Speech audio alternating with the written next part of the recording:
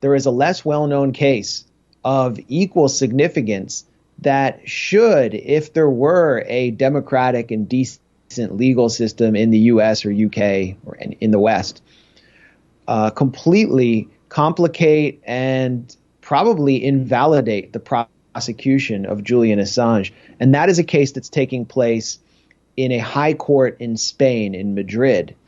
And it's a case where the former CEO of a Spanish security contractor called UC Global, which was contracted through Las Vegas Sands, the casino corporation of one of Donald Trump's top donors, Sheldon Adelson, on behalf of Mike Pompeo's CIA, when Mike Pompeo was the CIA director, to spy on Julian Assange, his associates, journalists, and his legal team inside the Ecuadorian embassy in London when he was given sanctuary there.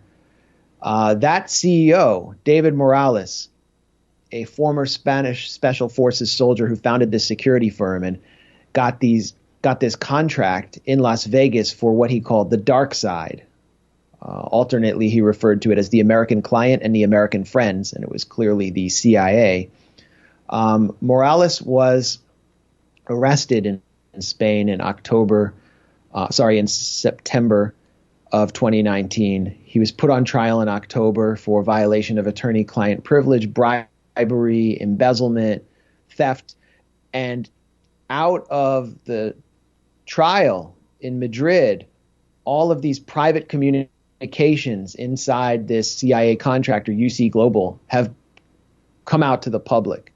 And I've obtained a lot of those communications, text messages from Morales, testimony by protected witnesses who were his employees or his former business partner, describing his work on behalf of U.S. intelligence and describing how he violated the constitutional rights of Americans, American journalists, Americans like Pamela Anderson, who was a close friend of Julian Assange, and how his security employees would attempt to steal the diaper of a child they believed to be Julian Assange's son in order to get the DNA, how they followed Julian Assange's partner, Stella Morris, in order to connect her to him, how they plotted to poison Julian Assange.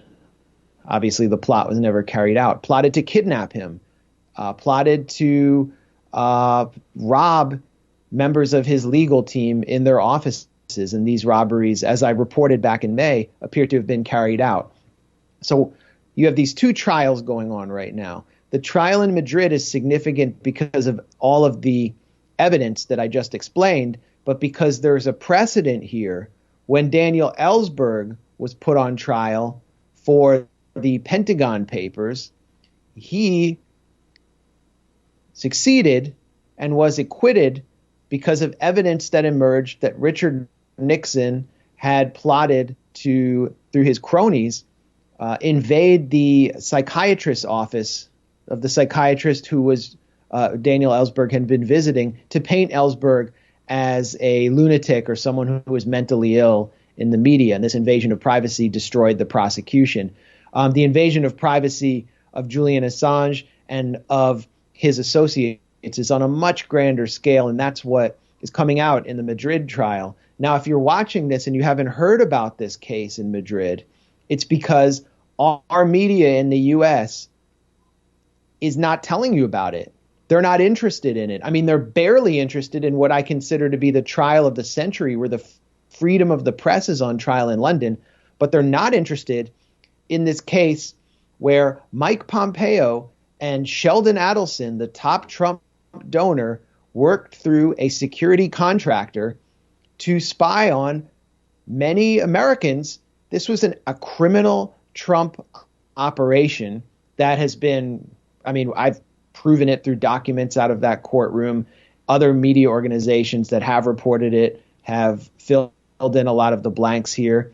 And you would think this would be the perfect story for U.S. media to cover, but they're just greeting it with a giant shrug.